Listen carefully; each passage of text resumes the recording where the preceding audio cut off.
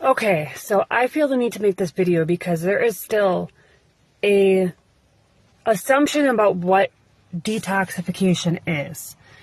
When I speak to detox, I am not telling you to go on a weekend liver cleanse or a quick juice fast or just like a day juice fast or even doing any type of water fasting.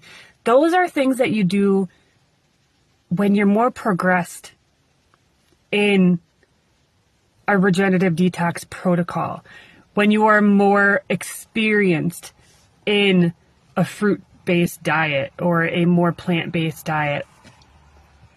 You cannot go on a standard American diet and then suddenly say, I'm ready to detox, and then like that weekend do a liver cleanse or parasite cleanse or what any of those detoxes and expect good results and expect immediate healing. Those are what I encourage you to avoid. Now, when I speak to doing things like a fasting day or an alternate fasting day, or I'm doing a certain amount of juices, these are things that I'm adding into my life after I've made a huge amount of other changes. And I've been doing this for years. And I understand what I'm doing and why. All of it is not to seek a certain result. The point, you're not looking to the end goal of, once I do this detox, once I do a liver cleanse, my liver is going to be clean. Once I do this parasite cleanse, then I'm going to eliminate all my parasites and I'm going to be better. When you go into something with, or doing fasting or a certain cleanse or going on fruit because you want to lose a certain amount of weight, I don't encourage people to go into this with that type of mindset. And I'm coming from a place of having been a personal trainer and nutrition coach for years and seeing this before I even became a mom, back in my 20s.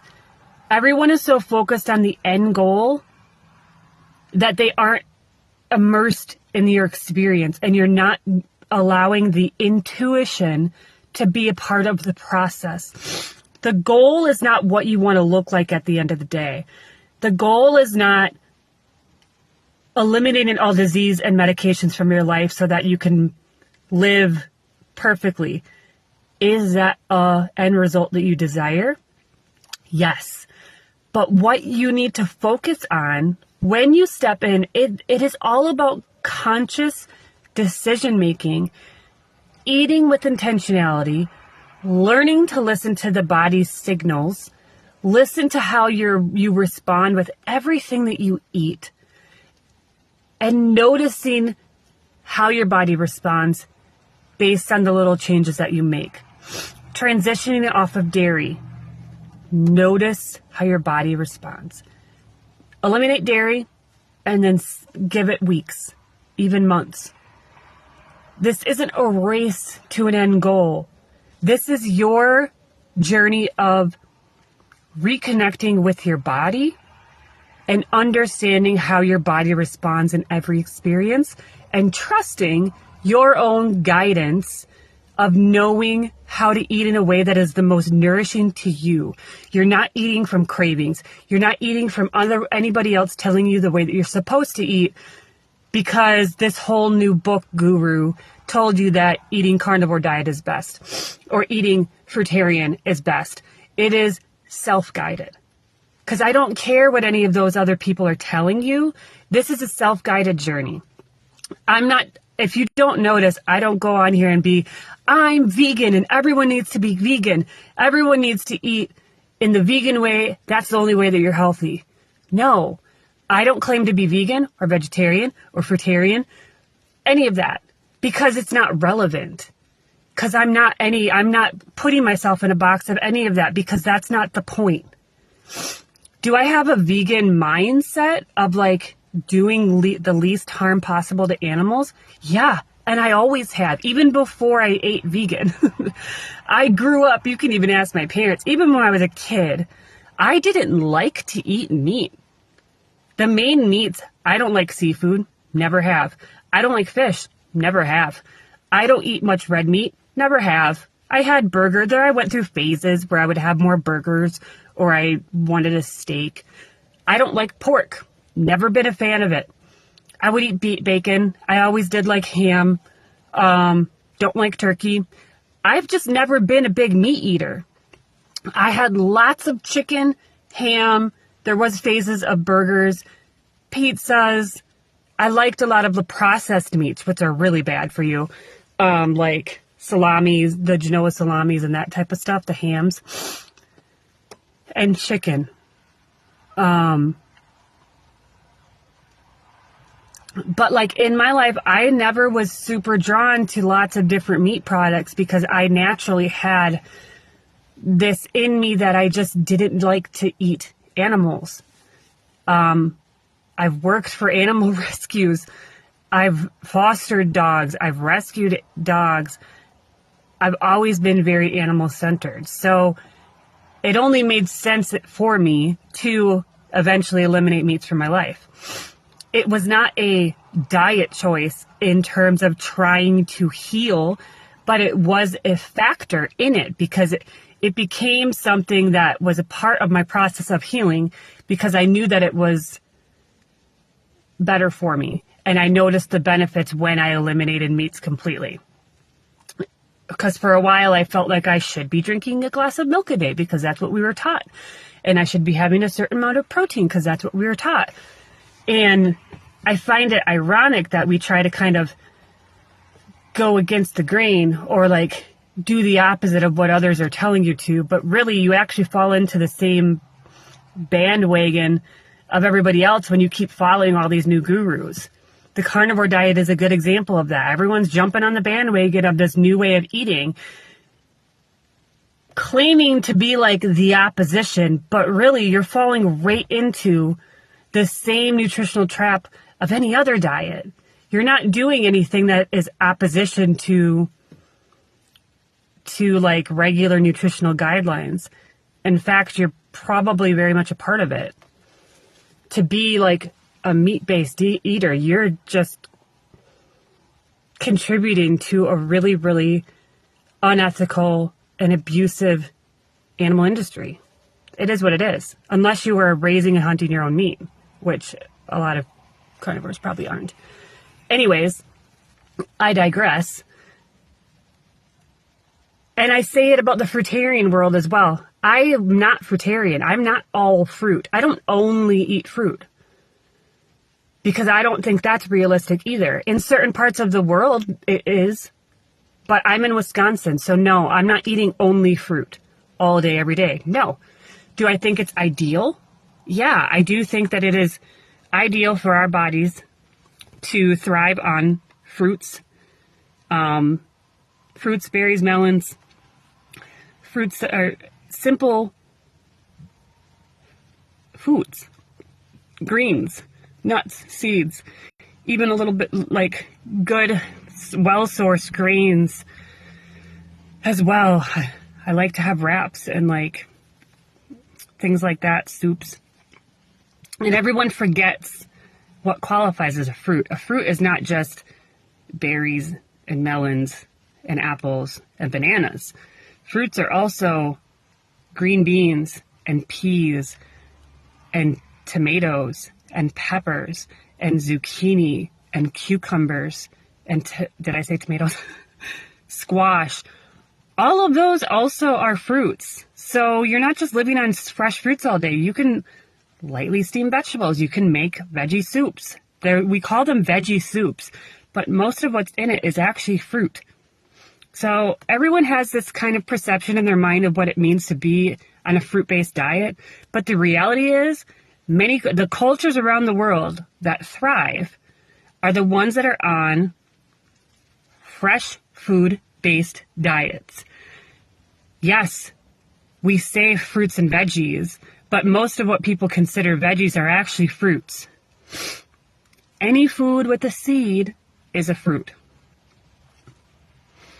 And we're coming back to the detox portion of it. Detoxing is not something you decide to do randomly one weekend and just do it. Because there is a transitional period that needs to happen to prepare your body for this deeper cleansing of the system. You are stripping down the internal congestion of your body to allow it to regenerate. You need to strip out the dead cells, the decaying cells, the stagnation, the congestion. Everything that is creating illness in your body needs to be stripped away in order for it to rebuild.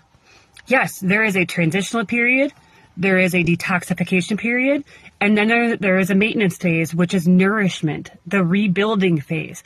You should not be doing any type of detoxification if you're not including all three stages, because it will deplete your system. And yes, it will get worse before it gets better, because that's what healing is. But you can also do it slowly. Don't just jump into a cleanse, a detox, a weekend liver cleanse. I am not an advocate for any of those. Any of the systems that you need to go purchase from a store that is like a liver cleanse, a parasite cleanse, any of those things, I don't think you should be doing, personally. There are ways at home to just eat in a way that encourages that detoxification. And then you can slowly add in little fasting days or juices, or herbal support is important as well. Herbal teas or tinctures. You got to know how to support your body. That is why people like us are here, to help support in a detoxification protocol, because most people do not do detoxes properly. And then that is why they back off and then like go to the opposite end of the spectrum and eat meat again, because they're like, well, I did a fruit cleanse and it didn't help me, or I ended up worse than I started, because you didn't do it right. Yeah, if you've been eating a certain way your whole life, there is a process. And if you just kind of try to jump in with both feet and not taking the right steps, yeah, you're probably going to learn the hard way that it didn't work. It doesn't mean the fruits are what's bad. It means that your process is. So now you're going to go the opposite end of the spectrum, go on all meat and say, well, look at now I'm thriving. No, you are regrounding, which might be a part of your journey that you need, because meats are a very grounding food. But in long term, a meat heavy diet is not a healing diet. It is not going to clean out your system and allow the body to regenerate from the inside the way that fruits do. It's just not. It's not. It is a stimulant. Oftentimes, meat is going to satiate your body. It actually shuts down symptoms of illness. So you think that there's healing involved, but it's just grounding. It's grounding you, which is a good thing. That is why I say there's levels of nutritional consciousness. Sometimes you might need some grounding. Meats are heavy. They are more of a grounding food if you need to reground in your body. But to go through the process of true nutritional healing and detoxification, for natural detox to be encouraged and be ongoing in your body, meats are not the way. They're not. They might be part of your process in the beginning, but they are not a deep cellular cleansing and regeneration supporter. They're just not. And I'll stand by that. So, that does not mean that you have to eliminate meat for the rest of your life. That means that for the process of detoxification, to eliminate everything in your body that you have built up over your life, you need to do the hard thing of a full eliminative diet. And then you can slowly go into maintenance phase. But if you don't do that hard thing, that uncomfortable thing, you won't get the longevity and the vitality that comes with it. And the intuitive connection that comes with it. And the spiritual growth. And the frequency shift. There's so much that comes with a deep cellular regenerative detox that I can say all day, but you need to experience to know. It is what it is. You have free to make whatever choices you want. But that's why I say I eat like a frugivore. I'm not a fruitarian. Never have claimed to be. Not once. I actually have a video on YouTube that explains the difference between a frugivore and a fruitarian. There is a difference. The only times I encourage all fruit is during a detoxification program. When you are experiencing symptoms of disease that you want to heal, you need to go all fruit, juices, herbs, period. I'm not telling you how to eat for the rest of your life. I'm telling you what you need to do in order to fully detox and heal your disease. And then the maintenance phase comes where you can begin to reintroduce foods. That is where the true intuition starts to come in as well. Because then you begin to reintroduce new foods, and then you are more in tune with your body, and you learn what feels good, what is supportive, what is nourishing, and what is degenerative. And you can choose to do it or not. I'm not here to convince anybody, but I know what I know. So that's that. My spiel for the day, brought on by a post I saw. So, happy Saturday. I'm here at the gym for some sauna time and rest, because I'm actually going through my own little